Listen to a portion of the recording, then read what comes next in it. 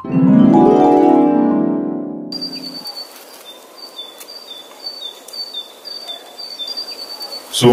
আমি একটু নদীর পাড়ে যাচ্ছি, তুই এখান থেকে কোথাও যাবি না, কারণ এই জঙ্গলে খুব ভয়ানক প্রাণী আছে।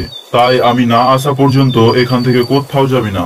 ঠিক আছে, তুমি না আসা পর্যন্ত আমি কোথাও যাব না, কিন্তু খুব তাড়াতাড়ি ফিরে আসবে তুমি। হ্যাঁ, আমি খুব তাড়াতাড়ি ফিরে আসবো।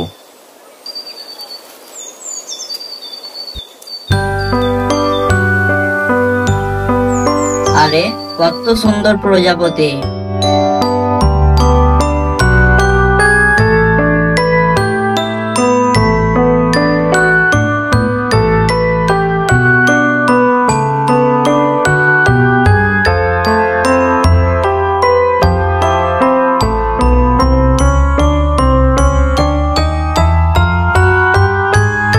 যা, উড়ে গেল। কই রে, কোথায় গেলি? আশ্চর্য, বারণ করা সত্ত্বেও কোথায় গেল? আমি কোথায় চলে এলাম, আর আমি এখানে এসেছিলাম কোন রাস্তা দিয়ে? আমি কিছুই বুঝতে পারছি না। এবার আমি ফিরে যাব কিভাবে?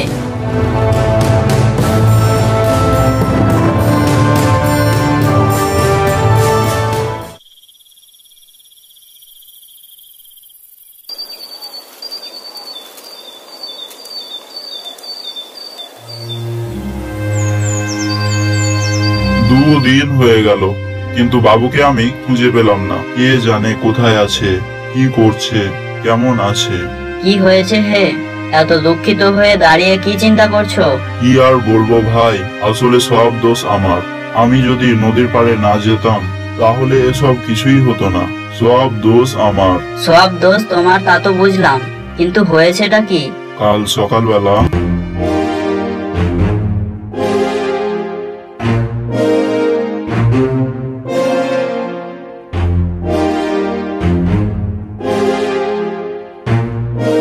আচ্ছা, এই ব্যাপার। তা তুমি এক কাজ করো, এ জঙ্গলে একটা খুব বুদ্ধিমান পশু আছে, তুমি তার কাছে যাও। বুদ্ধিমান পশু? হ্যাঁ, খুব বুদ্ধিমান, খুব চালাক।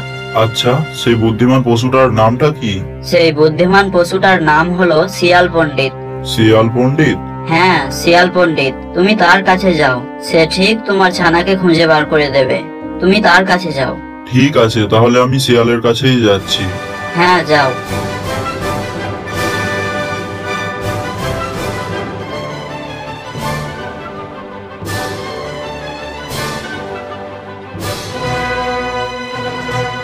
আরে হরিণ ভাই, কেমন আছো? আমি ভালো আছি। কি হয়েছে? খুব দুঃখিত মনে হচ্ছে তোমায়। সব ঠিকঠাক আছে তো? না ভাই, কিছুই ঠিক নেই আমার জীবনে। কেন, কি হয়েছে তোমার? আমি আমার ছানাটা রেখে নদীর পাড়ে গিয়েছিলাম, তারপর ফিরে এসে দেখলাম ছানাটা ওখানে আর নেই। খুব খোঁজাখুঁজি করলাম, কিন্তু কোথাও দেখতে পেলাম না। ওমা, কবে হলো এসব? কাল সকাল থেকে। কোথায় যেতে পারে কোনো আইডিয়া আছে তোমার? না, আমার যেখানে যেখানে সন্দেহ ছিল আমি সেই জায়গাগুলো দেখেছি, কিন্তু কোথাও পাইনি। কোথাও পাওনি? এ জঙ্গলটা তো ছোট জঙ্গল নয়, অনেক বড় জঙ্গল। আর কোন দিকে গিয়েছে সেটাও জানো না তুমি। কিছু একটা করো ভাই। ঠিক আছে, তুমি ওদিকটা যাও, আমি এই দিকটা দেখছি, কারণ দুজনেই একই দিকে গেলে খুঁজতে অনেক সময় লেগে যাবে। ঠিক বলেছো ভাই। যাও তাহলে, আর দেরি করলে লাভ হবে না। হ্যাঁ, চলো।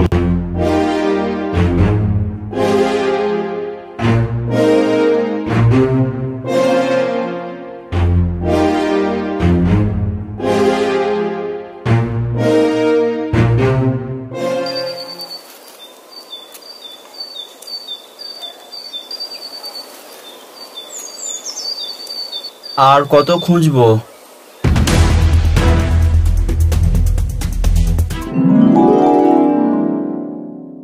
এমা, গাছ পাথর হয়ে গেল। থুরি, পাথর গাছ হয়ে গেল, কিন্তু এটা কিভাবে সম্ভব?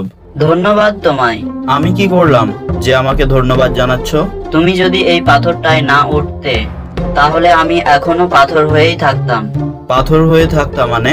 মানে আজ থেকে কয়েকশো বছর আগে এই দিক দিয়ে একটা রিসিভার হেঁটে যাচ্ছিল, আর তখনই একটা ফল ভেঙে রিসিভারের মাথার উপরে পড়ে গিয়েছিল।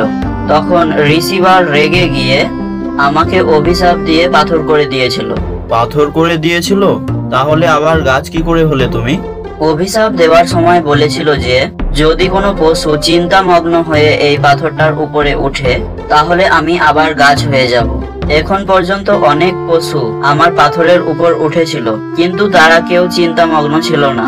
আর তুমি চিন্তিত হয়ে উঠে আমাকে আজাদ করে দিলে। আচ্ছা বন্ধু, তোমার চিন্তাটা কিসের জানতে পারি? আমার চিন্তাটা হলো,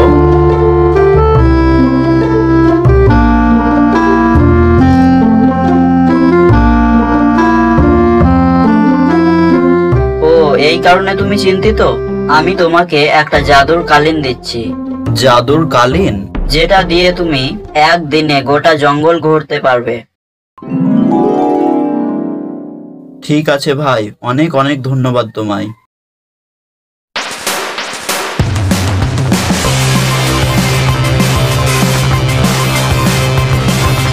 ওহো, জঙ্গলটা কত ছোট লাগছে। না, শুধু উড়লে হবে না, এবার খুঁজতে শুরু করি।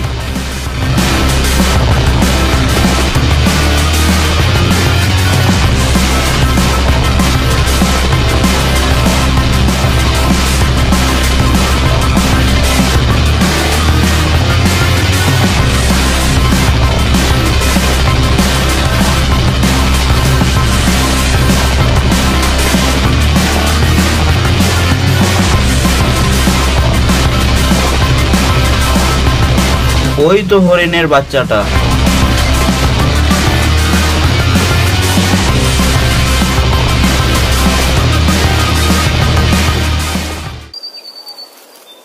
তোমার এই উপকার আমি কোনোদিন ভুলবো না। ধন্যবাদ তোমায়। ধন্যবাদের কি আছে, এটা তো আমার কর্তব্য।